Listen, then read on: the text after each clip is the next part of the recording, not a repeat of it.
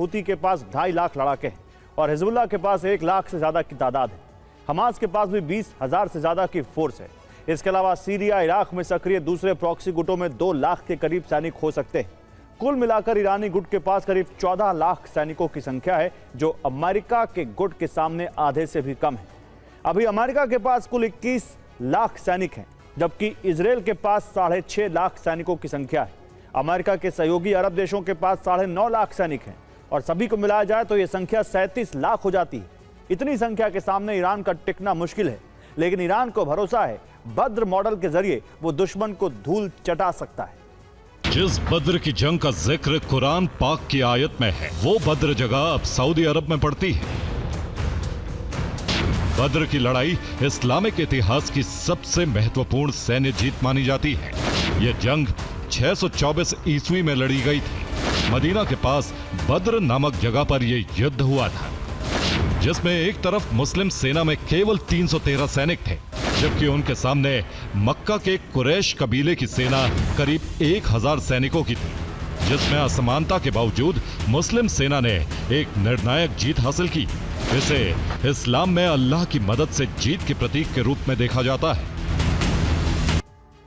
गम में डूबे ईरान के हालात का फायदा उठाकर इजराइल ने कई फ्रंट पर हमले शुरू कर दिए। वेस्ट बैंक में स्पेशल ऑपरेशन शुरू कर दिया है, जिससे ईरान को सीधा चैलेंज किया है। वेस्ट बैंक में एक कैफे को टारगेट किया। वेस्ट बैंक में नया मिशन शुरू किया है, जहां कैफे में आईडीएफ ने अंधाधुंध गोलीबारी की।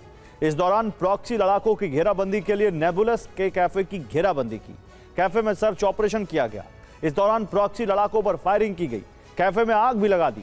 कई घंटे ऑपरेशन जारी रहा। और एक बड़ी खबर आ रही है आईआरजीसी से जुड़ी हुई। आईआरजीसी ने फिर किया शक्ति प्रदर्शन। ईरानी ड्रोन का वीडियो जारी किया। सैन्य क्षमता की मजबूती का दिया संदेश। आईआरजीसी ने फिर दिखाई युद्ध की तैयारी।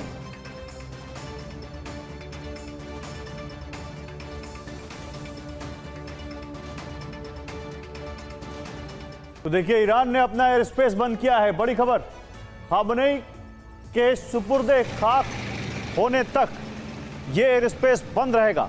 ईरान ने अपना एयर स्पेस बंद किया है। खामनेई के सुपुर्दे खाक होने तक एयर स्पेस बंद रहेगा। जुलूस के दौरान हमले की आशंका है। रस्में पूरी होने तक एयर स्पेस बंद।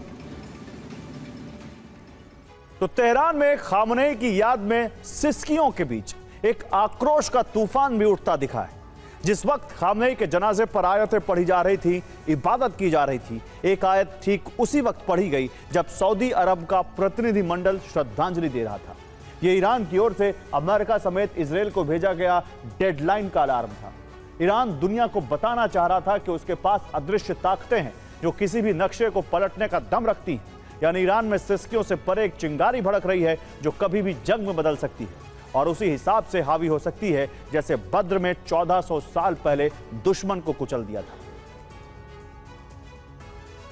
ऐसी रिपोर्ट सामने आई है कि इजरायली प्रधानमंत्री इस आक्रोश का फायदा उठाकर ईरान युद्ध का फ्रंट एक बार फिर खोलने की तैयारी में है, जबकि आक्रोशित ईरान ने भी संदेश दिया है कि ईरान जंग के लिए तैयार है। ईरान ने यह संदेश सऊदी अरब के जरिए भेजा है।